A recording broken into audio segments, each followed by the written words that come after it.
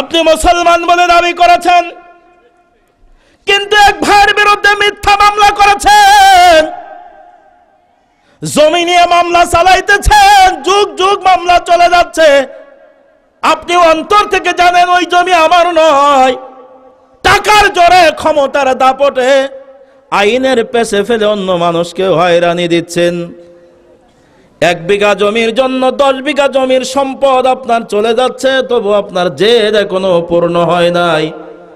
আমি জানি না যার বিরুদ্ধে মামলা করেছেন, মামলার বাদী যারা আছেন, যদি মামলাটা মিথ্যা হয়, মামলার আরজির ভিতরে যদি মিথ্যা লেখা থাকে, আর এই মিথ্যা মামলা চালাইতে চালাইতে যদি আপনার মৃত্যু হয়, তো আপনি মিথ্যাবাদীর কাতারে জীবনটা নিয়ে গেছেন। আজকের মাহফিলের ভিতরে তাই যারা আছেন, 2 হাত ধরে অনুরোধ করি ভাই, হয়তো আর জীবনে দেখা হবে না, হতে পারে এটা আমি আব্দুস সামাদ আজাদ আমার জীবনের শেষ মাহফিল। আগামীকাল এই রাত আসবে, হয়তোবা আমি কবরের বাসিন্দা হয়ে যাব। আপনাদের মেম্বার সাহেব হিলাল ভাইয়ের কাছে একটা বার খবর নিতে চাবেন। ও মেম্বার সাহেব, হিলাল ভাই, আপনার সেই প্রিয় মানুষটা মাওলানা আব্দুস সামাদ আজাদকে একটু দাওয়াত করতে চাই। হয়তোবা খবর শুনবেন আব্দুস সামাদ আজাদ আর দুনিয়ায় নাই। ভাইজান, জীবনের শেষ রাত মনে করে, শেষ মাহফিল মনে করে 2 হাত ধরে অনুরোধ করে আপনার বিবেকের আদালতে একটা বার চলে যান। মিথ্যা মামলা চালাইতে চালাইতে যদি আপনার মৃত্যু হয়, মুনাফিকের চরিত্র নিয়ে আপনি মারা গেলেন। তাই অনুরোধ করি ভাই, উকিল সাহেবের কাছে মামলা করবেন বলে গিয়েছেন। উকিল সাহেব ব্যবসায়ী পলিসিতে মামলাটা সুন্দর করে সাজায়, যেন দীর্ঘদিন তিনি মামলাটা চালাইতে পারে। কিন্তু উকিল সাহেব এই দায়ভার ঘাড়ে রাখে না। মামলার আরজি লেখার পরে আপনাকে ডাক দেয়, হে আব্দুর রহমান, আব্দুল করিম, আব্দুস সাত্তার, যে নামই আপনার হোক না কেন, এই দেখো মামলা সাজাইছি, দেখো কেমন লাগে। আপনি মামলাটা পড়ার পরে, আরজি শোনার পরে মনটা খুশিতে বাগবাগ। এই মামলা যদি একবার এন্ট্রি হয়, আব্দুস সামাদ আজাদ, বাংলার জমিনে তুমি আর সোজা হয়ে দাঁড়াইতে পারবা না, তোমাকে প্রশাসন তাড়াইবে। মহা খুশি আপনি, আনন্দে আত্মহারা। এখন উকিল সাহেব তার দায়ভার ছেড়ে দিয়ে চলে যাচ্ছে, বলছে, ও আব্দুর রহমান, তুমি যদি মামলার বাদী হও, তাহলে এখন আরজির নিচে তোমার স্বাক্ষর করো। আপনি মুসলমানের বাচ্চা, মুসলমান, নামাজ পড়েন, রোজা রাখেন, হজ করেন, যাকাত দিয়েছেন, জান্নাতের দাবিদার। মিথ্যা আরজির নিচে এখন আপনি স্বাক্ষর করছেন সহস্তে, মুহাম্মদ আব্দুর রহমান। এই স্বাক্ষর করলেন তো প্রমাণ করে দিলেন মাবুদে, সারা জীবন মিথ্যা কথা বলেছি, কোন জায়গায় কোন রেকর্ড নাই, প্রমাণ নাই। তবে আজকে বাংলার প্রথম শ্রেণীর নাগরিক উকিল সাহেবের সামনে এই মুহূর্তে মিথ্যা মামলার আরজির নিচে স্বাক্ষর করে প্রমাণ করে দিলাম, আমার মতো ডাহা মিথ্যাবাদী মুনাফিকের স্বভাবের মানুষ গোটা বগুড়ার জমিনে আর একটাও নাই। কথা বলেন, কথা বলেন। মনে হয় আপনাদের কষ্ট হচ্ছে একটু। আল হাক্কু মুররুন, হক কথাটা তিতা লাগে। তবে আধুনিক চিকিৎসা বিজ্ঞান বলছেন তিতা ওষুধে কাজ হয় বেশি। আজকের মাহফিলের ভিতরে তাই যারা আছেন, ভাইজান, 2 হাত ধরে অনুরোধ করি, এই রাত্রি আল্লাহ আপনাকে হায়াতে তৈয়বা দান করুন, তবে তওবা করেন, তুবু ইলাল্লাহি তাওবাতান নাসুহা। আল্লাহ জীবনে এই অপরাধ আর কোনোদিন করব না। আগামীকাল সূর্য যদি তুমি দেখাও রে মাওলা, হায়াতে যদি কুলিয়ে যায়, আমি ওই মিথ্যা মামলা প্রত্যাহার করে নেব। মিথ্যা মামলা প্রত্যাহার করে মরবেন তো একটা মুসলমানের চরিত্র নিয়ে মরবেন। মিথ্যা মামলা চালাইতে চালাইতে মরবেন তো মিথ্যাবাদী মুনাফিকের চরিত্র নিয়ে কবরে যাবেন। কষ্ট হয়েছে মনে হয় আপনাদের এখানে। কেন মিথ্যা মামলা করে মুনাফিকের চরিত্র তৈরি করছেন? চলে যান নবীর সাহাবীদের জীবনী থেকে আমাদের জীবনটাকে একটু সংশোধন করে নেই। মামলা করতে কোনো নিষেধ নাই, মামলা করতে কোনো নিষেধ নাই। কেমন করে মামলা করবেন, জান্নাতি মানুষ হবেন, বিচারটাও করে নেবেন। চলে যায় আল্লাহর নবীর সাহাবীদের জীবনী থেকে মুক্তার দানার মতো একটা বিষয় আপনাদেরকে উপস্থাপন করে যাই। বলবো একটু জোরে আওয়াজ দেন তো আল্লাহু আকবার। এই আওয়াজে ওয়াজ হবে না, জোরে বলুন তো আল্লাহু আকবার। পেছনের ভাইরা আপনারা চোখ বন্ধ করে বসে আছেন, জোরে আওয়াজ দেন নারায়ে তাকবীর। সর্বোচ্চ জোরে আওয়াজ দেন তো একদম নারায়ে তাকবীর। মাশাআল্লাহ। আল্লাহর নবী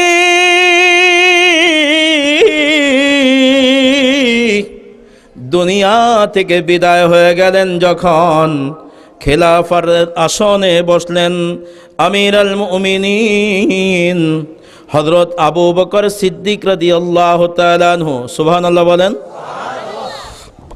হযরত আবু বকর রাদিয়াল্লাহু তাআলা আনহু বিদায় নিলেন, খিলাফতের আসনে বসলেন আমিরুল মুমিনিন হযরত ওমর ইবনুল খাত্তাব রাদিয়াল্লাহু তাআলা আনহু, একটু সুবহানাল্লাহ বলেন। হযরত ওমরের শাসন ব্যবস্থা যখন চলছে, মুসলমানদের এরিয়া বাড়লো না কমলো? একটু কথা বলেন। ইতিহাসের পাতায় বলা হয়েছে যে আধা দুনিয়ার খলিফা হয়ে গিয়েছিলেন হযরত ওমর রাদিয়াল্লাহু তাআলা। আরো জোরে বলেন না সুবহানাল্লাহ। যখন মুসলমানদের এরিয়া বেড়ে গেল, তো বিভিন্ন বর্ডার ছিল, যেমন আমাদের বাংলাদেশ আর ভারত। এক সময় মানুষ ব্রিটিশের সময় যাতায়াত করেছে, কোনো রকম পাসপোর্ট ভিসা লাগে নাই, কিন্তু বর্তমান একটা বর্ডার হয়ে গেছে, আপনাকে ইন্ডিয়া যেতে হলে পাসপোর্ট ভিসা প্রসেসিং করতে হবে। কথা বলেন। হ্যাঁ, হযরত ওমর রাদিয়াল্লাহু তাআলা আনহুর জামানায় মুসলমানদের এরিয়ায় এত পরিমাণ বেড়ে গেল, হযরত ওমরের আয়াতে এত এরিয়া এসে গেল যে আর পাসপোর্ট ভিসা লাগে না, অনায়াসে মানুষ মদিনায় আসতে পারছে, মদিনা থেকে যাইতে পারছে। আল্লাহু আকবার বলেন। কি ছেড়ে দেব? নিচে বসবেন, মেম্বার মানুষ। এই তুমি নিচে বসো, আব্বা দাও উপরে। আল্লাহু আকবার, জোরে বলেন আল্লাহু আকবার। গত অক্টোবরের 21 তারিখে আমি ইন্ডিয়া থেকে বাংলাদেশে আসছি। দীর্ঘ 3 মাস দেশের বাইরে সফরে ছিলাম। তা আসার পরে মোবাইল দেখি হেলাল ভাই নাম্বার, কবে মনে হয় ফোন দিয়েছে নাকি আল্লাহ জানে। আমি নিজেই ব্যাক করলাম, ভাই কেমন আছেন? সে তো ফোন পেয়ে খুশি, তো ভালো আছি আলহামদুলিল্লাহ। কি অবস্থা? আমি এইমাত্র আজকে আসলাম। বলছে আমার সে একটা দাবি ছিল, আমার একটা মাহফিল করে দিতে হবে, আজ 2-2.5 বছর হয়ে গেল, আপনি আমার কথা মতো রাখতে পারলেন না, ডেট খালি নেই, কি করব। আমি তখনই ডায়েরি দেখে বললাম যে যান 10 তারিখে আপনার মাহফিল। আমি চিন্তা করলাম মোবাইল ফেলি দিয়ে আনন্দ করলো না কিভাবে করলো, চুপ হয়ে গেছে। আমি বললাম বিশ্বাস করেন আমি আপনার ডেট নিলাম, যান 10 তারিখে। সেই বিশ্বাসের উপরে এককভাবে এলাকার মানুষদের কিছু নিয়ে এই মাহফিলের আয়োজন করেছেন। আপনারা মনে হয় রাগ করেছেন নাকি? বর্তমান সময়ের অধিকাংশ দায়িত্বশীল মানুষেরা নিজের দায়িত্বে গানের আয়োজন করতে পারে, কিন্তু কোরআনের আয়োজন করা মেম্বার চেয়ারম্যানের অনেক অভাব নাই, এ কথা আমি বলবো না। তবে কোরআনের প্রতি মহব্বত, আলেম ওলামাদের প্রতি মহব্বত ওলা মানুষের অনেক অভাব। আলহামদুলিল্লাহ, আমি দোয়া করি আল্লাহ তাআলা হেলাল ভাইকে হায়াত তৈয়বা দান করুন। হযরত ওমরের কথা বলতেছিলাম, হযরত ওমরের মতন শাসক হিসাবে আল্লাহ কবুল করুন। হযরত ওমরের মতন ন্যায় পরায়ণতা হয়ে জান্নাতি মানুষ হওয়ার তৌফিক দান করুন। আরো জোরে আওয়াজ দিয়ে বলেন না আমিন। এ ভাই আপনারা ভোট দেন আর না দেন, অন্তত দোয়া করতে তো আর দোষ নেই। মেম্বারের বেটা দাড়ি রাখে না কেন? সর্বনাশ করেছে। আমি যখন দাড়ি রস করেছিলাম উনি তখন ছিলেন না, এই জন্য আর পেছন দিক যাব না। হেদায়েতের মালিক কে? আরো জোরে বলুন না কেন? আল্লাহ। দোয়া করি আল্লাহ আমাদের সবাইকে হেফাজত করুন, আর আমার হিলাল ভাইয়ের যেটুক আমলের ত্রুটি আছে আল্লাহ তাআলা আমলগুলোকে পূর্ণ করার তৌফিক দান করুন। কারণ জোর করে ভালোবাসা হয় না, আমি জেনে গেছি। এই জন্য জোর করে বলা যাবে না। আমার ভাইজান, আমি ক্ষমতা যখন হযরত ওমরের হাতে পর্যন্ত চলে এসেছি, মনে আছে তো আপনাদের? একটু জোরে আওয়াজ দেন তো আল্লাহু আকবার। হযরত ওমর যখন শাসন ব্যবস্থা, মুসলমানদের আয়তন বাড়লো না কমলো? আরো জোরে বলেন, বাড়লো না কমলো? গোটা এরিয়া থেকে মুসলমানরা এতদিন বাধা ছিল, রাষ্ট্রীয় ব্যবস্থাপনায় বাধা ছিল, মুসলমানরা আসতে পারে না। আর যখনই ওমরের শাসন ব্যবস্থা বাড়তেছে, যেখানে ক্ষমতা চলে যাচ্ছে, ওখানকার মানুষ দলে দলে মদিনার দিকে দৌড়াইতেছে। আল্লাহু আকবার বলেন। কারণ মুসলমানরা মদিনার পাগল। আপনারা মনে হয় মদিনার পাগল না? সারা এলাকা থেকে মানুষ দলে দলে মদিনায় আসতেছে, মদিনার দিকে আসতেছে, আমার নবীর রওজায় সালাম দিবে। আজকের মাহফিলে আপনারা যারা আছেন, আপনারা মদিনায় যাইতে চান কি চান না? আরো জোরে বলেন। মদিনায় গিয়েছেন কারা কারা? এর ভিতরে হাত দেখান তো। নগদে গিয়েছেন যারা? আলহামদুলিল্লাহ, আলহামদুলিল্লাহ। আল্লাহ সবাইকে আবারও কবুল করুন, বলুন আমিন। আপনারা যারা যান নাই, আপনাদের যাইতে ইচ্ছা হয় না? আল্লাহ সকলকে কবুল করুন। যাইতে মন চায়, কিন্তু কি নাই? ফুলুস নাই, টাকা নাই। কি নাই? দেওয়ার মালিক কে? আরো জোরে বলেন। তাই আমরা মনের থেকে একটু আল্লাহকে বলি, আল্লাহ আমাদেরকে মদিনায় কবুল করে নাও। আরো জোরে বলুন না আমিন। সবাই অন্তর থেকে আল্লাহকে একটু বলুন তো, মদিনা যাইতে পারলাম না, মদিনা দেখতে পারলাম না। বলুন, মদিনা যাইতে পারলাম না, মদিনা। যারা জান নাই তারা অন্তর থেকে কেঁদে কেঁদে বলুন না আল্লাহর কাছে বলুন। কাকে বলবেন? আবার বলুন, মদিনা যাইতে পারলাম না, মদিনা। আমি অসহায় তাই এত দূরে রই, আমি অসহায় তাই এত দূরে রই, শুধু সালাম জানাই, মদিনা যাইতে পারলাম না, মদিনা দেখতে পারলাম না। জোরে, মদিনা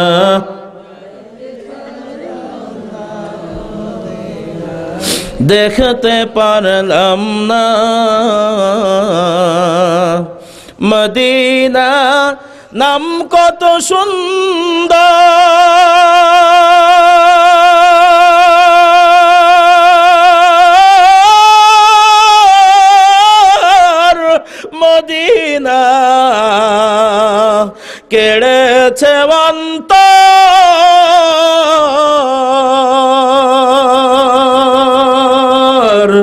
মদিনা নাম কত সুন্দর,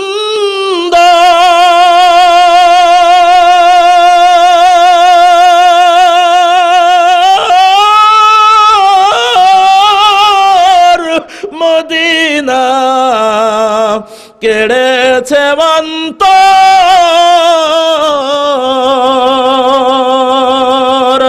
ওই মদিনার পথের ধুলি আমি, ওই মদিনার পথের ধুলি আমি মাখতে পারলাম না, মদিনা যাইতে পারলাম না, মদিনা দেখতে পারলাম না। সবাই মদিনা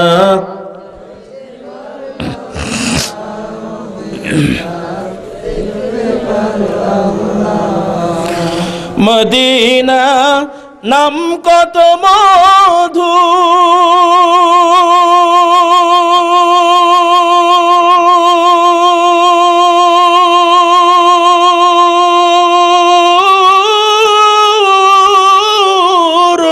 মদিনা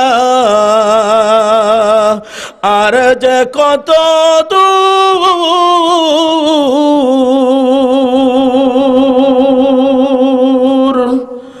মদিনা নাম কত মধু,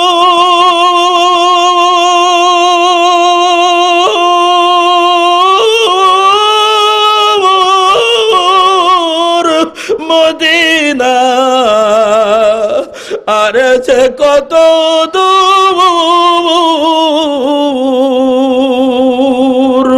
পাখির নাই ডানা থাকলে, পাখির নাই ডানা থাকলে যেতাম মদিনায়, মদিনা যাইতে পারলাম না, মদিনা দেখতে পারলাম না। সবাই বলেন মদিনা যাইতে পারলাম না, মদিনা।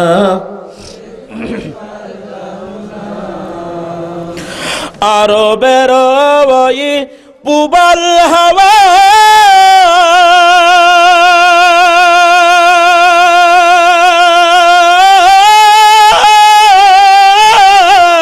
পশ্চিমে করেছ ধাওয়া, আরবের ওই পুবাল হাওয়া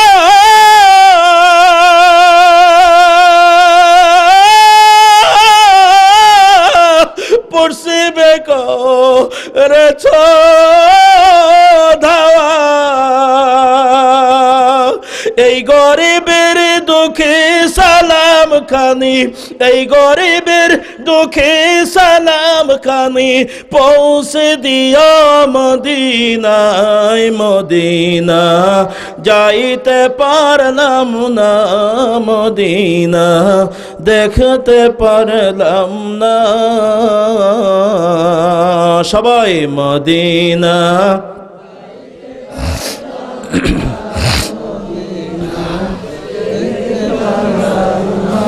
আমি অসহায় তাই এত দূরে রই, আমি অসহায় তাই এত দূরে রই, শুধু সালাম জানাই, মদিনা যাইতে পারলাম না, মদিনা দেখতে পারলাম না। সারা এলাকা থেকে মুসলমানেরা দলে দলে মদিনায় আসতেছে। হযরত ওমরের জামানা তখন চলতেছে, চিৎকার দিয়ে বলেন আল্লাহু আকবার। হযরত ওমরের জামানা যখন চলে, যারা কালিমা পড়ে মুসলমান হয়েছে সাহাবীরা মদিনার মসজিদে আসে, নবীকে দেখে না, সাহাবীদের কাছ থেকে কালেমা পড়েছে তারা হলো তাবেঈ। তাবেঈরা মদিনায় আসে, নবীর রওজায় সালাম দেয়। যারা সাহাবীদের কাছ থেকে নয়, তাবেঈদের কাছ থেকে কালিমা পড়েছে তাদের পরিচয় হলো তাবেঈ। এরকম দলে দলে মুসলমান বেড়ে গেছে। মুসলমানরা সবাই মদিনায় আসতেছে, নবীর রওজায় সালাম দেয়। একবার সালাম দেয় অন্তর ভরে না, আবার সালাম দেয় অন্তর ভরে না, বারবার সালাম দেয়, সময় পেরিয়ে যায়, নামাজের ওয়াক্ত হয়ে যায়, সবাই নামাজে দাঁড়িয়ে যায়। মসজিদের ভিতরে আজান শুরু হয়ে গেল, মুসল্লিরা নামাজে দাঁড়িয়ে গেল। প্রথম কাতার পূর্ণ হলো, দ্বিতীয় কাতার পূর্ণ হয়ে গেল, তৃতীয় কাতার পূর্ণ হয়ে যায়। গোটা মসজিদ যখন ভরে যায়, তখন মসজিদে নববীর বাইরে অনেক মানুষ দাঁড়িয়ে আছে, কিন্তু মসজিদের ভিতরে আর জায়গা নাই। তবে তখনও মসজিদটা আল্লাহর নবীর হাতের তৈরি করা মসজিদ। উপরে খেজুরের পাতার ছাউনি, নিচের ফলকটা তখনও পাকা হয় নাই। খেজুরের গাছের খুঁটি, খেজুরের পাতার বেড়া দেওয়া আল্লাহর নবীর হাতে তৈরি করা মসজিদ নববী। হযরত ওমরের জামানা চলছে, মসজিদ তখনও ভাঙা হয় নাই। হযরত ওমর রাদিয়াল্লাহু তাআলা নামাজের ইমামতি করলেন। ওই জামাতে সকলেই নামাজে দাঁড়াইতে পারলেন না, কারণ বাইরে এমন কোনো জায়গা নাই যে মসজিদের সাথে তারা কাতার দিয়ে দাঁড়িয়ে যাবে। সব সাহাবীদের বাড়ি অপেক্ষা করলেন। প্রথম জামাত শেষ হয়ে গেল, দ্বিতীয় জামাতে আবার নামাজে দাঁড়িয়ে গেলেন। কিন্তু মজার বিষয় হলো, প্রথম জামাতে যিনি ইমামতি করেছেন উনি তো দ্বিতীয় জামাতে আর ইমামতি করতে পারেন না। কথা বলেন ঠিক কি ঠিক না?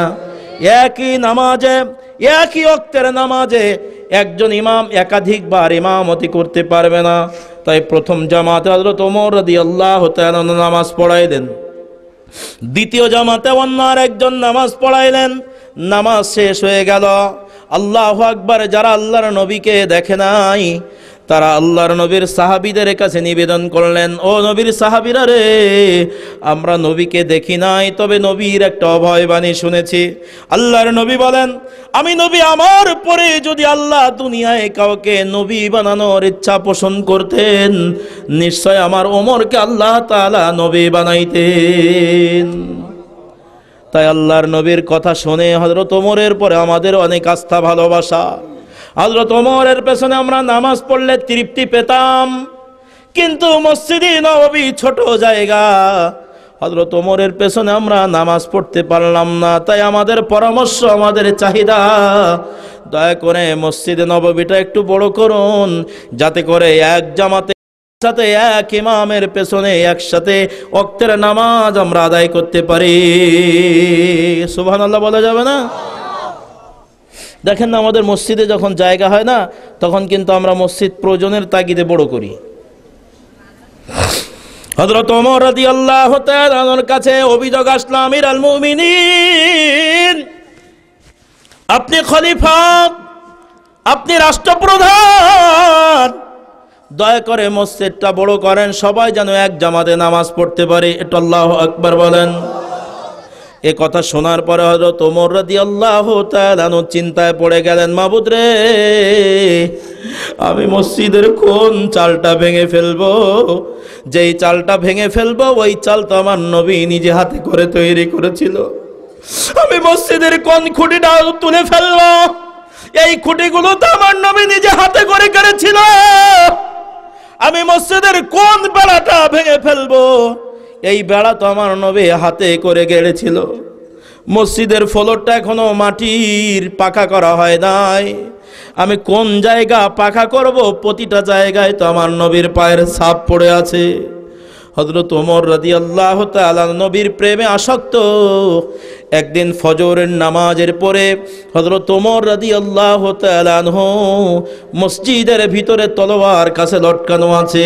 মসজিদের ভিতরে উনি ঘুরতেছেন, ইঞ্জিনিয়ারিং প্ল্যান করতেছেন, কোন দিকে মসজিদটা বড় করা যায়, কোন দিকে মসজিদটা সম্প্রসারণ করা যায়। কিন্তু চতুর্দিকে সাহাবায়ে কেরামের বাড়ি, আমার নবী নিজে হাতে করে সবার জায়গা নির্ধারণ করে দিয়েছেন। আমি ওমর কার বাড়ি ভেঙে দেব রে? মসজিদটা কেমন করে বড় করব? আমি কোথায় ভাঙবো? সব জায়গায় নবীর স্মৃতি। হযরত ওমর রাদিয়াল্লাহু তাআলা মহা চিন্তায়। এমন সময় লক্ষ্য করে দেখেন মসজিদে নববীর ভিতরে একটা জায়গায় পানি পড়ে কাদা হয়ে গেছে। সব জায়গায় শুকনো, এক জায়গায় পানি পড়ে কাদা হয়ে গেছে। আল্লাহু আকবার বলেন। হযরত ওমর রাদিয়াল্লাহু তাআলা চিন্তায় পড়ে গেলেন, এমনিতেই মসজিদের ভিতরে জায়গা হয় না, আর কোন জ্ঞানহীন মানুষটা, যেই লোকটা মসজিদের ভিতরে পানি ফেলেছে, এখানে কাদা করলো। কাদা না হলে তো আরো কয়েকজন মানুষ এখানে দাঁড়িয়ে নামাজ পড়তে পারতো। আল্লাহু আকবার বলেন। হযরত ওমর রাদিয়াল্লাহু তাআলা খুব রেগে গেছেন, খুব রাগ হয়ে গেছেন। মসজিদে পানি আসলো কোথা থেকে অবজার্ভ করছেন, গবেষণা করছেন যে কিভাবে এখানে পানিটা আসলো, আমার একটু জানা দরকার। হযরত ওমর রাদিয়াল্লাহু তাআলা এমন সময় মসজিদের চতুর্দিকে ঘুরতেছেন আর খেয়াল করতেছেন যে এখানে এই পানি কিভাবে আসলো। তাকে দেখা গেল পানিটা স্বাভাবিক গতিতে পড়ে নাই। গিলাসের পানি পড়লে পানি পড়ে, কিন্তু কাদা হয়, গর্ত হয় না। জগের পানি পড়লে পানি পড়ে, কাদা হয়, কিন্তু গর্ত হয় না। তবে মসজিদে নববীর যেখানে কাদা হয়ে গেছে, ওখানে মাটি খুঁড়ে গর্ত হয়ে চতুর্দিকে কাদার সিটি পড়ে গেছে। এত জোরে পানি পড়েছে যে সেখানে গর্ত হয়ে গেছে পানিটা। হযরত ওমর রাদিয়াল্লাহু তাআলা চিন্তায় পড়ে গেলেন, আল্লাহ, এখানে পানিটা এত জোরে আসলো কেমন করে? ওই গর্ত বরাবর উপরে তাকিয়ে দেখে খেজুরের পাতার ছাউনি দুর্বল চাল, খেজুরের পাতায় পানির গতি ধরে রাখতে পারে নাই, ওখানে খেজুরের পাতার চাল ছিঁড়ে গেছে, আসমান দেখা যাইতেছে। আল্লাহু আকবার বলেন। এখান থেকে পাতা ছিঁড়লো কেন? হযরত ওমর রাদিয়াল্লাহু তাআলা তাকিয়ে দেখে মসজিদে নববীর পাশে নবীর চাচা হযরত আব্বাস রাদিয়াল্লাহু তাআলা আনহুর বাড়ি। আর আব্বাস রাদিয়াল্লাহু তাআলা আনহু ধনী মানুষ ছিলেন। ওই জামানায় হযরত আব্বাস রাদিয়াল্লাহু তাআলা আনহুর বাড়িটা ছাদের বাড়ি ছিল। একটু সুবহানাল্লাহ বলবেন না? একদিন সাহাবায়ে কেরাম জিজ্ঞাসা করছেন, ইয়া রাসূলের চাচা আব্বাস, মসজিদে নববীর বারান্দায় অনেক মানুষ না খেয়ে পড়ে থাকে, আর আপনি মসজিদের পাশে এত বড় বিল্ডিং বানালেন, বিষয়টা বুঝলাম না। হযরত আব্বাস ডাক দিয়া বলে, হে নবীর সাহাবীরা শুনে রাখো, আমি আব্বাস মদিনার মানুষ না, আমার বাড়ি মক্কায়। মদিনার প্রেসিডেন্ট আমার নবীজি, তার বাড়িও মক্কায়, সে তো মদিনার মানুষ নয়। তাই মদিনার কাফের বেঈমানরা মুনাফিকরা আমার নবীকে ছোট বংশের মনে করতে পারে। তাই আমি নবীর চাচা আব্বাস এখানে দালান বানিয়ে বড় বাড়ি বানিয়ে প্রমাণ করতে চেয়েছি আমার নবীকে, হে মুনাফিক কাফেরেরা, কেউ ছোট বংশ মনে করো না। আমরা মক্কা থেকে আসতে পারি, কিন্তু আমরা ঐতিহ্যবাহী ধনী পরিবারের সন্তান। হযরত আব্বাস রাদিয়াল্লাহু তাআলা আনহুর ছাদের পানি পড়ার জন্য একটা পাইপ লাগানো আছে। ওই রাত্রিতে মদিনায় মুষলধারে বৃষ্টি হয়েছে, আর ওই বৃষ্টির পানি ছাদের পরে যা পড়েছে, ছাদের পানিটা পাইপ দিয়ে যখন পড়েছে এই নিচে, তখন ওই চালের পরে পাইপের পানি যখন পড়েছে, দুর্বল খেজুরের পাতার চাল পানির ভার ধরে রাখতে পারে নাই। তাই পানির কারণে ওই চালটা ছিঁড়ে ভিতরে পানি পড়ে কাদা হয়ে গেছে। হযরত আব্বাস রাদিয়াল্লাহু তাআলা আনহুর ছাদের পানি পড়ে যখন মসজিদে নববী কাদা হয়ে গেছে, হযরত ওমর রাদিয়াল্লাহু তাআলা আনহু ক্ষিপ্ত হয়ে গেছে, খুব রাগ হয়ে গেছে। আব্বাস জ্ঞানী মানুষ, আর আব্বাসের ছাদের পানি পড়ে মসজিদ নষ্ট হয়ে যাচ্ছে, এদিকে মসজিদে জায়গা হয় না, মুসল্লিদের কাছের তলোয়ার বাহির করেছে। রাগান্বিত হয়ে এক বাড়িতে হযরত আব্বাস রাদিয়াল্লাহু তাআলা আনহুর ছাদের পানি পড়ার পাইপটা ভেঙে চুরমার করে দিয়েছে। আল্লাহু আকবার বলেন। যখন পাইপে আঘাত করেছে, বিরাট জোরে আঘাত হয়েছে, শব্দ হয়েছে, শব্দটা মদিনার আশেপাশে ছড়িয়ে পড়েছে, মসজিদের আশেপাশে চতুর্দিকে যখন ছড়িয়ে গিয়েছে, আওয়াজটা শুনেই উপস্থিত মসজিদের আশেপাশে মুসলিম যারা ছিল তারা চিন্তায় পড়ে গেল, কি ব্যাপার? তলোয়ারের বিকট একটা শব্দ, বাঁশের গায়ে বাঁশে আঘাত করলে একটা শব্দ হয়, কাঠের শব্দ আর একরকম, আর লোহার শব্দ, তলোয়ারের শব্দ আর একরকম। কথা বলেন। শব্দটা শুনে নিকটবর্তী মুসলমানেরা তাড়াতাড়ি মসজিদের ভিতরে আসলো। চিন্তায় পড়ে গেছে হযরত ওমর খলিফা মসজিদের ভিতরে আজকে ছিলেন, খলিফার সাথে ইহুদিদের সাথে অত্যন্ত দ্বন্দ্ব। হযরত ওমর ইহুদিদের ভালো দেখতে পারে না, খুব রাগ, না জানি কোন ইহুদিদের সাথে হযরত ওমরের তলোয়ারের ঝনঝনানি শুরু হয়ে গেছে। তাড়াতাড়ি সবাই চলে আসছে, এসে দেখে না না, হযরত ওমর রাদিয়াল্লাহু তাআলা একাকী দাঁড়িয়ে আছেন, তবে চেহারাটা অত্যন্ত লাল, চক্ষু লাল, face in the index of the mind. মানুষের চেহারা হলো আয়নার মতো, চেহারার দিকে তাকাইলে মানুষের মনের অবস্থা বোঝা যায়। একটু কথা বলেন, ঠিক কি ঠিক না? হযরত ওমর রাদিয়াল্লাহু তাআলা রাগের সাথে দাঁড়িয়ে আছেন, খোলা তলোয়ার হাতের ভিতরে, তবে পাশে নমুনা পড়ে আছে হযরত আব্বাসের ছাদের পানি পড়ার পাইপটা ভেঙে পড়ে আছে টুকরো টুকরো হয়ে। হযরত ওমরের সাথে সালাম বিনিময় করলাম, আর কোনো কথা নাই। সকল মুসলিমরা তাড়াতাড়ি মসজিদ থেকে চলে গেল।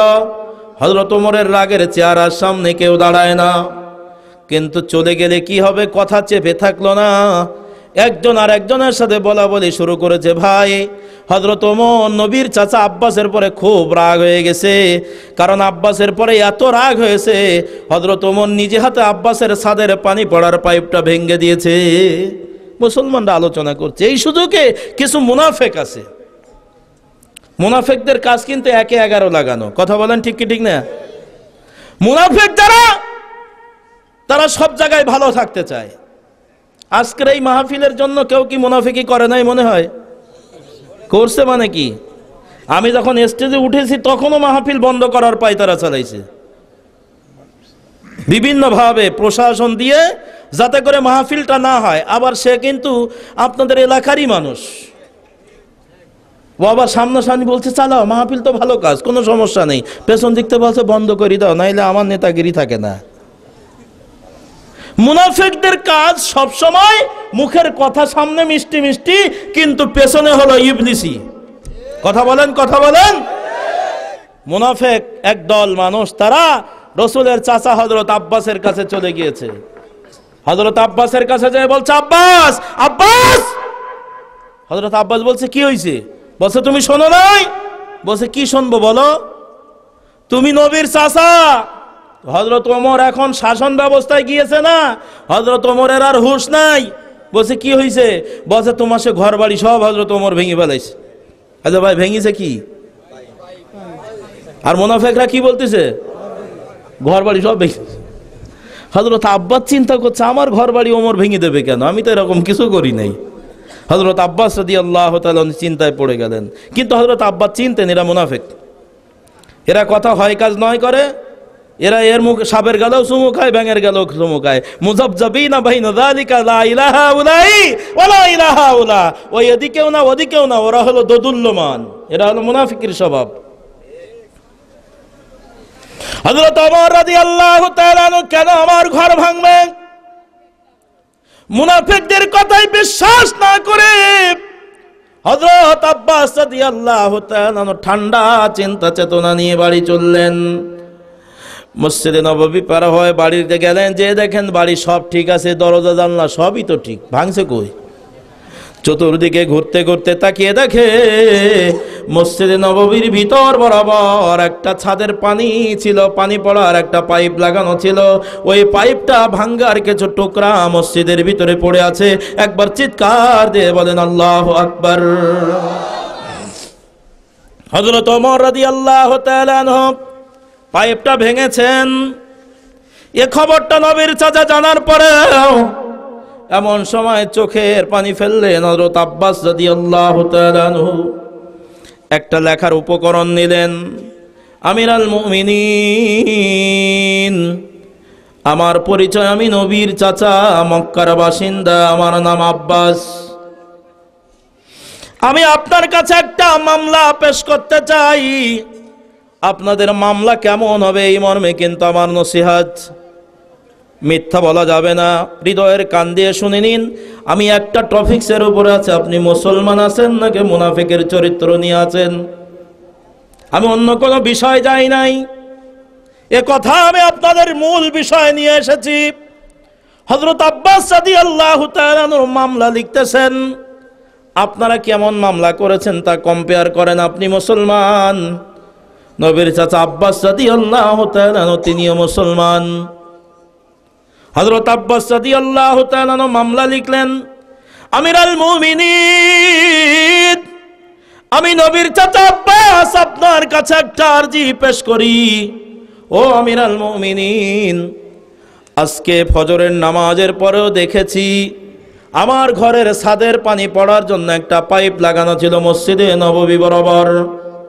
তবে যখন পাইপটা লাগিয়েছিলাম তখন মসজিদের চাল অত দূর ছিল না, মানুষ বেড়ে গিয়েছে, তাই আমার নবী পরবর্তীতে চালটা বড় করার কারণে আমার ছাদের পানি মসজিদের চালের পরে পড়ে। আমিরাল মুমিনিন, তবে আজকে ফজরের নামাজ পর্যন্ত আমার পাইপটা সেখানে ছিল, আমি দেখেছিলাম। এখন সূর্য পূর্ব আকাশে অনেক দূর উঠে গেছে, এখন আমি স্বচক্ষে এসে দেখলাম আমার ছাদের পানি পড়ার পাইপটা আর সেখানে নাই, কে যেন ভেঙে দিয়েছে, আমি দেখি নাই। ও আমিরাল মুমিনিন, আপনি যেহেতু খলিফা, তাই আমি আব্বাস আপনার কাছে একটা মামলা দায়ের করতে চাই। আমাকে না বলে আমার ঘরের ছাদের পানি পড়ার পাইপটা কে ভেঙেছে এর উপযুক্ত বিচার আপনাকে করে দিতে হবে। একবার চিৎকার দিয়ে বলেন মারহাবা। হযরত ওমর রাদিয়াল্লাহু তাআলা থমকে গেছেন, কি ব্যাপার, ভেঙেছে কে? বিচার কার কাছে? আহা, যিনি আসামি তিনি এখন বিচারক। কথা বলেন, কথা বলেন। হযরত ওমর রাদিয়াল্লাহু তাআলা আনহু থমকে গেলেন। হযরত ওমরের চেহারায় আর রাগ নাই, নরম হয়ে গেছে। আল্লাহ, আমি তো ভেঙেছিলাম, তবে আমি এইটা আব্বাসের কাছে যদি শুনতাম তাহলে নিশ্চয় আব্বাস ভাঙত, কিন্তু আমি না বলে প্রজাতন্ত্রের অধিকার খর্ব করেছি। হযরত ওমর রাদিয়াল্লাহু তাআলা দুশ্চিন্তায় পড়ে গেলেন। আমি না বলে পাইপটা ভেঙে এমন একটা ক্ষমতার ব্যবহার করেছে, এখন কি করব? হযরত ওমর রাদিয়াল্লাহু তাআলা শান্ত চিন্তায় ডাক দেয়া বলেন, নবীর চাচা আব্বাস, আমি আপনার এই মামলার বিচার করে দেব, তবে আমাকে একটু সময় দিতে হবে। একটু জোরে বলুন আল্লাহু আকবার। আসামিকে, বিচারককে, মামলার বাদীকে? নবীর চাচা আব্বাস, মামলার বাদী নবীর শ্বশুর হযরত ওমর রাদিয়াল্লাহু তাআলা আনহু। আসামি বিচার করবেন খলিফাতুল মুসলিমিন হযরত ওমর ইবনুল খাত্তাব রাদিয়াল্লাহু তাআলা আনহু। সুবহানাল্লাহ বলা যাবে না? হযরত রাসূল আকরামের সাথে, রাসূলের সাথে আর ওমরের সাথে সম্পর্ক কি ছিল? হ্যাঁ, শ্বশুর জামাই। মাশাআল্লাহ। চারজন খলিফা, হযরত ওমর এবং হযরত আবু বকর, দুইজন ছিলেন রাসূলের শ্বশুর, আর হযরত উসমান এবং হযরত আলী রাদিয়াল্লাহু তাআলা আনহুমা, এনারা দুইজন ছিলেন রাসূলের জামাতা। একটু আল্লাহু আকবার বলবেন না? একটু জোরে বলুন তো আল্লাহু আকবার। হযরত আব্বাস রাদিয়াল্লাহু তাআলা আনহু ডাক দিয়ে বলছে, ওমর আমিরুল মুমিনিন, আপনি যেহেতু সময় চাইছেন, আমিও আপনাকে একটু সময় দিলাম। সুবহানাল্লাহ বলেন। তাহলে এখন নিজের বিচার নিজে করবেন। আপনারা মনে হয় শুনতে রাজি নাই। কারা কারা হযরত ওমরের বিচার শুনতে রাজি নাই? দুহাত দেখান, নারায়ে তাকবীর। এই তো শুনতে রাজি নাই। একটু জোরে আওয়াজ দেন তো আল্লাহু আকবার। আরো জোরে আওয়াজ দেন আল্লাহু আকবার। ওমরের বিচার শুনতে হলে আপনাদের ঈমান শক্ত লাগবে। বলবো ঈমান শক্ত আছে কি আছে না একটু পরীক্ষা করব। একদম শরীরে যত শক্তি আছে সব দুহাত উঁচু করে দিয়ে একবার উজাড় করে দেন তো আল্লাহু আকবার। জোরে আওয়াজ দেন আল্লাহু আকবার। এই আওয়াজে ওমরের বিচার হয় না। জোরে নারায়ে তাকবীর। বীর মুসলমান ধরো আল কুরআন, ফিরিয়ে আনো সেই হারানো সম্মান, তোলো দুনি সবই বলো আর একবার নারায়ে তাকবীর। হাত নামান। ওমরের বিচার হবে ইনশাআল্লাহ। আরো জোরে বলুন তো ইনশাআল্লাহ। সময় চেয়েছেন খলিফা, আর সময় দিয়েছেন নবীর চাচা হযরত আব্বাস রাদিয়াল্লাহু তাআলা আনহু। সুবহানাল্লাহ বলবেন না? আমিও আপনাদের কাছে এই মামলার রায় পেশ করতে চাই। লা ইলাহা ইল্লাল্লাহ,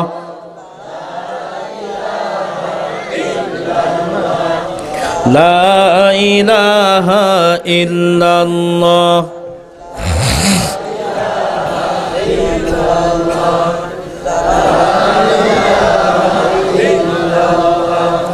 লা ইলাহা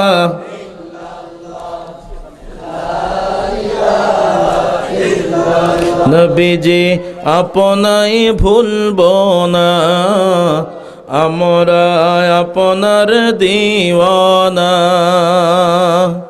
নবীজি আপনাই ভুলব না, আমরা আপনার দিওয়ানা। ও গো নবী শাফাআত করো, ও গো নবীজি শাফাআত পাব, এটাই যে মোদের কামনা। লা ইলাহা ইল্লাল্লাহ, লা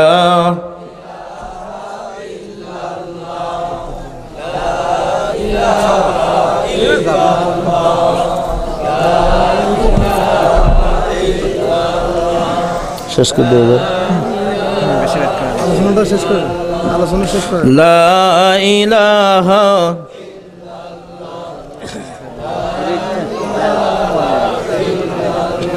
লা ইলাহা ইল্লাল্লাহু মুহাম্মাদুর রাসূলুল্লাহ সাল্লাল্লাহু আলাইহি সাল্লাম। আলোচনাটা শেষ করেন না, আলোচনাটা শেষ করলে ভালো হতো। আলোচনাটা শেষ করেন মানে আপনি আমাকে হুকুম করলেন, এটা আদবের খিলাফ। আলোচনাটা শেষ করলে ভালো হতো, কারণ আমার দাওয়াত দিয়েছেন যেই তারিখ তা পার করে 15 মিনিট চলে গেছি, এখনো করেন মানে? কথা বলেন, কথা বলেন ভাইজান। মূলত আলোচ্য বিষয় কিন্তু শেষ হয়েছে, লক্ষ্য করুন। হযরত আব্বাস রাদিয়াল্লাহু তাআলা আনহু পারতেন এমন ভাবে দেখতে, আমিরুল মুমিনিন, আমি ধনী মানুষ, ডাকাতের ভয়ে, চোরের ভয়ে ওই পাইপের ভিতরে 1000 স্বর্ণ মুদ্রা লুকিয়ে রেখেছিলাম। ও আমিরুল মুমিনিন, আমাকে না বলে আমার সেই গচ্ছিত টাকার পাইপটা কে ভেঙে দিয়েছে এর বিচার চাই। তাহলে হযরত ওমর কিন্তু বেফাকে পড়ে যেতেন। কথা বলেন ঠিক কি ঠিক না? কিন্তু হযরত ওমরের এই কাজের কারণে নবীর চাচা আব্বাসের চোখ দিয়ে পানি ঝরেছে ঝরঝর করে, কিন্তু একটা মিথ্যা কথা তার ভিতরে লিখলেন না। আমিরুল মুমিনিন, আমাকে না বলে আমার ছাদের পানি পড়ার পাইপটা কে ভেঙেছে এর উপযুক্ত বিচার আপনাকে করে দিতে হবে। ঘটনা যা ঘটেছে মামলার ভিতরে তাই লিখেছে। কথা বলেন ঠিক কিনা? আর আমরা কি লিখি? ওরে বাবারে, 1-11, একদম অবস্থা খারাপ। মূলত আমার বিষয় ছিল এ পর্যন্ত যে আমরা মুসলিম, আমরা মামলা করি কেমন করে, আর নবীর সাহাবীরা কি আদর্শ দেখিয়ে গেছেন। এটা আল্লাহু আকবার বলা যাবে না? তাহলে আমরা মামলার আরজি মিথ্যা লিখবো না সত্য লিখবো? আরো কথা বলেন, কথা বলেন। সত্য লিখবো। এখন সামনে যে বয়ান করবো এটা সম্পূর্ণ বোনাস, কারণ আমি মিথ্যার উপরে কথা বলছি। মুনাফিকের 1 নম্বর স্বভাব, আল্লাহর নবী বলেন ইদা হাদ্দাসা কাযাবা, যখন সে কথা বলে মিথ্যা কথা বলে। একটু কথা বলেন ঠিক কি ঠিক না? আল্লাহ রাব্বুল আলামিন বলেন আল্লাহু ইয়াশহাদু ইন্নাল মুনাফিকিনা লাকাযিবুন। আল্লাহ তাআলা বলেন আমি নিজেই সাক্ষী দিচ্ছি নিশ্চয় মুনাফিকরা হলো মিথ্যাবাদী। তাই যার ভিতরে মিথ্যা বলার অভ্যাস আছে ওই লোকটা মুসলমানের চরিত্র নিয়ে থাকতে পারে নাই, লোকটা মুনাফিকের চরিত্রের ভিতরে ঢুকে গেছে।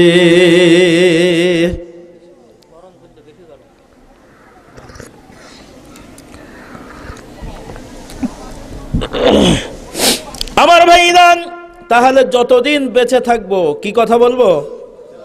সত্য বলবো। কথা বলেন কি বলবো? কারণ সত্য বলা হলো মুমিনের কাজ, মুসলমানের কাজ, আর মিথ্যা কথা বলা হলো মুনাফিকের কাজ। আপনারা সবাই মুসলিম বলে দাবি করেছেন, কেউ কোনোদিন মিথ্যা কথা বলবো না, এ প্রতিজ্ঞা থাকতে হবে। পারবো না ইনশাআল্লাহ? আরো জোরে বলেন, পারবো না ইনশাআল্লাহ? আল্লাহ সবাইকে কবুল করুন। আরো জোরে বলেন আমিন। মিথ্যা বর্জন করলে জান্নাতি মানুষ হওয়া যায়। মিথ্যা বর্জন করলে কি মানুষ হওয়া যায়? জান্নাতি মানুষ হওয়া যায়। হযরত ওমরের মামলার রায় তো আমি বলবোই, কিন্তু শিক্ষণীয় বিষয়ের কথাটা একটা হাদিস মনে পড়ে গেল। মিথ্যা বর্জন করবেন, করলে উপকারিতা কি? জান্নাতি মানুষ হবেন। তার একটা ছোট্ট নমুনা রসুলের জীবনের একটা ছোট্ট ইতিহাস থেকে একটা মুক্তার দানা উপহার দেই। আল্লাহর নবী একদিন বসে আছেন, এমন সময় একজন আল্লাহর গোলাম এসে সালাম দেয়, আসসালামু আলাইকা ইয়া রাসূলুল্লাহ। রসুল জবাব দেওয়া, আলাইকুম আসসালাম। কে তুমি? বলে হুজুর আমি কালিমা পড়ে মুসলমান হয়েছি। বলে অসুবিধা কোথায়? বলে হুজুর আমি জান্নাত চাই। সুবহানাল্লাহ বলবেন না? কি চায়?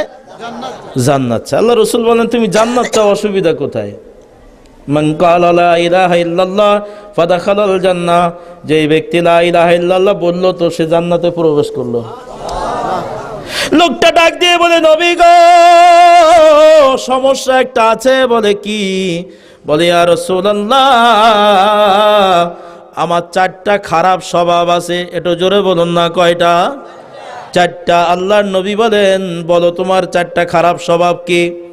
লোকটা এক এক করে বলে ইয়া রাসূলুল্লাহ আমার খারাপ স্বভাবের একটা হলো আমি মিথ্যা কথা বলি, এটা আমার হ্যাবিট, স্বভাব, আমি মিথ্যা বলি। 2 নম্বরে ইয়া রাসূলুল্লাহ আমার যৌন শক্তি বেশি, আমি জিনা করি, এটা আমার অভ্যাস। 3 নম্বরে ইয়া রাসূলুল্লাহ আমি মদ পান করি, এটা আমার নেশা। 4 নম্বরে ইয়া রাসূলুল্লাহ আমি চুরি করি, এটা আমার পেশা। একটু জোরে বলুন তো কয়টা? আরো জোরে বলেন। 1 নম্বরে কি? কথা বলেন, কথা বলেন। সকালবেলা বলবেন কি ওয়াজ করেছে তা মনে নেই, চলবে না। আবারও বলি, এ রাত হতে পারে জীবনের শেষ রাত। একটু জোরে আওয়াজ দেন তো, আল্লাহু আকবার। আমি বোনাস টাইম ওয়াজ করছি, আমার ওয়াজের সময় শেষ। আমি বুঝের জন্য বলছি, মিথ্যা বর্জন করলে জান্নাতি মানুষ হওয়া যায়। আমি আজকে শুধু আমার বিষয়টা হলো মিথ্যা বলবো না। মিথ্যা বলা মুনাফিকের স্বভাব বলেছেন আল্লাহ এবং আমার রসুল তার সমর্থন করেছেন। এই মর্মে আপনাদের এ পর্যন্ত বুঝ নিয়ে এসেছি। লক্ষ্য করুন, 4টা খারাপ স্বভাব। 1 নম্বরে হুজুর আমি মিথ্যা কথা বলি। 2 নম্বর কথা বলেন জিনা করি। 3 নম্বর মদ পান করি। 4 নম্বর এরকম খারাপ স্বভাব যার আছে, লোকটা তো এলাকার হিরো লোক নাকি, সম্মান আছে না বিরাট। 4টা হারাম কাজ, কিন্তু লোকটা বলে আমি জান্নাতি মানুষ হতে চাই। আল্লাহর নবী থমকে গেলেন, কি ব্যাপার? কানার আবার যেন চাঁদ দেখার শখ হয়েছে। হ্যাঁ, ও সমাজের একটা 0 পয়েন্টের মানুষ, ওই হিরো হতে চায়, অর্থাৎ জাহান্নামের রাস্তা থেকে জান্নাতের রাস্তা পেতে চায়। একবার চিৎকার দিয়ে বলেন মারহাবা। আল্লাহর নবী থমকে গেলেন, কোনো কথা নাই। আল্লাহর নবী নীরব হয়ে গেছেন, চিন্তায় পড়ে গেলেন, আল্লাহ যদি এই লোকটাকে এখন 4টা কাজ আমি নিষেধ করি, লোকটা হয়তো পারবে না, পথহারা হয়ে যাবে। দাওয়াতের মিশন আল্লাহ রাব্বুল আলামিন আমার নবীকে জানিয়েছিলেন, নবী গো, দাওয়াত দেবার ব্যাপারে আপনাকে হিকমত অবলম্বন করতে হবে।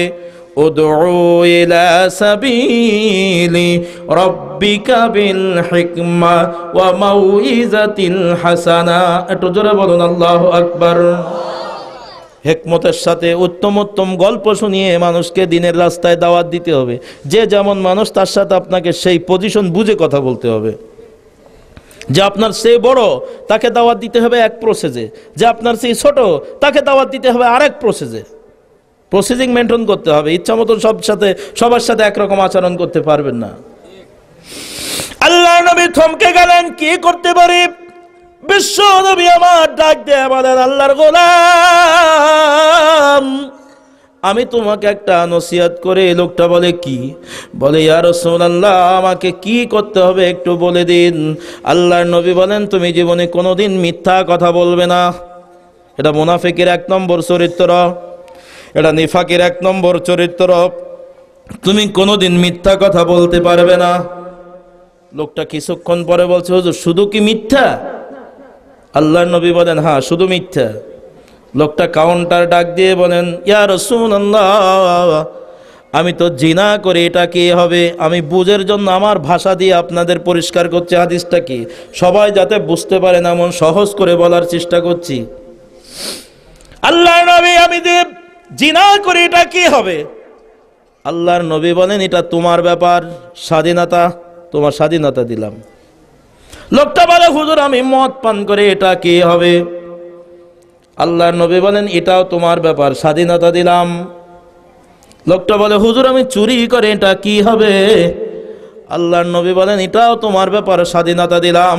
একবার চিৎকার দিয়ে বলেন আল্লাহু আকবার। লোকটা এখন মিসকি হাসে। জিনা করা যদি আমার ব্যাপার হয়, মদ পান করা যদি আমার ব্যাপার হয়, চুরি করা যদি আমার ব্যাপার হয়, নবী গো মিথ্যা কথা বলবো না, এটা তো আমার ঠোঁটের ব্যাপার। কি কথা বলেন? এ ঠোঁট দিয়ে শুধু বলবো না, এটা কোনো কাজ হলো? অরিজিনাল কাজে আমার বাধা নাই, শুধু মিথ্যা কথা বলবো না, এটাই কথা। রসুল বলেন, হ্যাঁ এটাই কথা। আল্লাহু আকবার বলেন। রসুল এখন এ কথা বলতেই আল্লাহর গোলাম আওয়াজ দিয়ে উঠছেন, আল্লাহর নবী ওয়াদা দিলাম রে, জীবনে যতদিন বেঁচে থাকব, শয়নে স্বপনে ধ্যানে জাগরণে কোনোদিন আমি আর মিথ্যা কথা বলবো না। জীবন যতদিন টিকে থাকবে আমি জীবনে কোনোদিন মিথ্যা কথা বলবো না। মুনাফিকের এই চরিত্র আমার ভিতরে থাকবে না, আমি ওয়াদা করলাম। একবার চিৎকার দিয়ে বলেন মারহাবা। লোকটা ওয়াদা দিয়ে আত্মবিশ্বাস নিয়ে নিজের এলাকায় রওনা দিলেন। বাড়িতে পৌঁছায় গেলেন, রাত্রি গভীর হয়ে গেল। মনের ভিতরে উদয় হয়েছে, তার যৌনতা বেড়ে গেছে, জিনা করতে যাবে, এমন সময় অন্তরে আঘাত করলো, হায় রে, এই রাত্রিতে যদি আমি জিনা করি দুনিয়ার কেউ দেখতে পাবে না, কিন্তু আমার এই খারাপ কাজের অভ্যাসটা আমার আছে, এটা তো আমি নবীর কাছে প্রকাশ করে এসেছি। আগামী দিন যখন আমি আমার নবীর দরবারে যাব, আল্লাহর নবী যদি আমাকে ডেকে বলেন, ও আল্লাহর গোলাম, তুমি গত রাত্রে জিনা করছো নাকি? আমি যদি বলি, হুজুর না, জিনা করি নাই, তাহলে ডাহা, মিথ্যা কথা বলা হবে। কিন্তু আমি ওয়াদা করেছি, জীবন চলে যাবে, কোনোদিন আর মিথ্যা কথা বলবো না, তাই আমাকে সত্য বলতেই হবে। এখন যদি সত্য কথা বলি, হুজুর হ্যাঁ আমি জিনা করেছিলাম, কথা সত্য হবে, কিন্তু উপস্থিত নবীর সাহাবীদের সামনে আমার সম্মান হারিয়ে যাবে, সবাই আমাকে জিনাকার বলে চিহ্নিত করবে, সমাজে আমার সম্মান ভুল লুণ্ঠিত হয়ে যাবে। তাই না না না, লক্ষ টাকা চলে গেলে পাওয়া যায়, কিন্তু সম্মান চলে গেলে আর পাওয়া যায় না। তাই আমি আমার জীবনে প্রতিজ্ঞাবদ্ধ হলাম, আমি সত্য বলে আমার সম্মান নষ্ট করতে চাই না, আবার মিথ্যা বলে নবীর সামনে ওয়াদা খেলাপ করে মুনাফিকের চরিত্র নিতে চাই না। তাই এই রাত্রিতে ওয়াদা করলাম, মাওলা রে, যতদিন দুনিয়ায় বেঁচে থাকবো আর কোনোদিন জিনা করব না। একবার চিৎকার দিয়ে বলেন মারহাবা। লোকটা জিনা বন্ধ হয়ে গেল। জিনা যখন বন্ধ হয়ে গেল, কোন মানুষের কোন অভ্যাসে যখন আঘাত পড়ে যায়, ব্যথা মন্তরে তাগিয়ে যায়, তখন মানুষ নিশার বাদ্য হাতে নেয়। কথা বলেন, কোন মানুষ যখন অন্তরের ভিতরে ব্যথা পায়, তখন সে নিশার বাদ্য হাতে নেয়। যে লোকটা স্বাভাবিক গতিতে পান খায় দিনে, সে মনে করুন 10টা, লোকটা যদি টেনশনে পড়ে তা দেখবেন যে দ্বিগুণ পরিমাণ পান খাচ্ছে, পেছনে পেছনে লাগায়। কথা বলেন, ঠিক কি ঠিক না? যার বিড়ি খাওয়ার নেশা, লোকটা যদি স্বাভাবিক গতিতে দিন 20টা বিড়ি খায়, তাহলে দেখবেন টেনশনে পড়লে ও পাছায় পাছায় লাগায়, শোক টান দেয়। যখন লোকটা জিনা করতে পারলো না, মনের ভিতরে টেনশন এসে গেছে, দুশ্চিন্তা কাজ করেছে, লোকটা মদের পেয়ালা হাতে নিয়েছে, মদ পান করতে যাবে, এমন সময় অন্তরের ভিতরে দোলা দিল, হায় রে, আমি যদি আজকে রাত্রিতে মদ পান করি, অন্য দিনের মতো কেউ হয়তো দেখতে পাবে না, কিন্তু আমার এই খারাপ স্বভাবটা তো আমি রসুলের কাছে প্রকাশ করে এসেছি। আগামী দিন আমি যখন আমার রসুলের দরবারে যাব, আমার নবী যদি আমাকে জিজ্ঞাসা করে, সাহাবী, ও আল্লাহর গোলাম, তুমি গত রাত্রিতে মদ পান করছো নাকি? আমি যদি বলি, হুজুর না না, মদ পান করি নাই, তাহলে ডাহা, মিথ্যা কথা বলা হবে। আবার যদি সত্য বলি, জি হুজুর মদ পান করেছিলাম, তাহলে যদিও কথাটা সত্য হবে, কিন্তু উপস্থিত মানুষের সামনে আমি মাতাল বলে চিহ্নিত হয়ে যাব। আপনার আমার সমাজে কোন মানুষ যদি মদখোর হয়, হয়তোবা সামনাসামনি ওর ভয়ে মানুষ কথা বলে না, কিন্তু চলে যাওয়ার পরে সাধারণ পাবলিক বলে, বাদ দাও মাতালের কথা, আমাদের কথা আমাদের বলো। কথা বলেন, কথা বলেন। মদ খাওয়া লোকটা যত ভালো কথা বলুক না কেন, ওটা মানুষের কাছে গ্রহণযোগ্য হয় না। লোকটা চিন্তায় পড়ে গেল, আল্লাহ গো, আমি যদি সত্য কথা বলি, মদ পান করেছিলাম, তাহলে মাতাল বলে চিহ্নিত হব, সমাজে আমার সম্মান নষ্ট হয়ে যাবে। আবার যদি মিথ্যা বলি, তাহলে নবীর সামনে ওয়াদা নষ্ট হয়ে যাবে, মুনাফিকের স্বভাব আমার ভিতরে আসবে। তাই না না না, আমি মিথ্যা বলে মুনাফিকের স্বভাবে যাইতে চাই না, সত্য কথা বলে আমি আমার সমাজে সম্মান নষ্ট করতে চাই না। তাই আল্লাহ, তোমার কাছে আমার ওয়াদা, আমি জীবন বেঁচে থাকবো আর কোনোদিন মদ পান করব না। চিৎকার দিয়ে বলেন মারহাবা।